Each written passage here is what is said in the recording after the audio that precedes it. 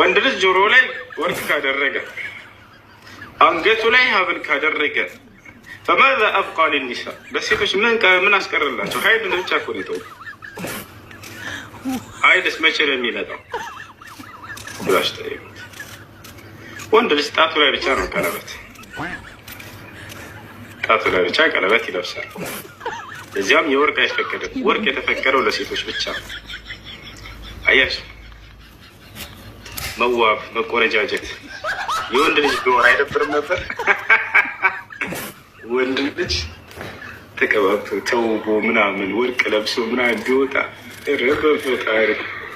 እስላም እኮ ዝም ብሎ በከንቱ አይደለም ነገራቶችን ሲፈቅድና ሲከለክል። መዋብ መቆነጃጀት የሴት ልጅ ነው አይደለ? ለእሷ ተውላታል። ይሄን በቃ ወርቅ ለሴት ብቻ ነው በምድር ላይ የተፈቀደ፣ ለሴት ልጅ ብቻ ነው። ወንዶች ወርቅ እንዳትለብሱ የሴቶች ነው እሱ ብለዋል።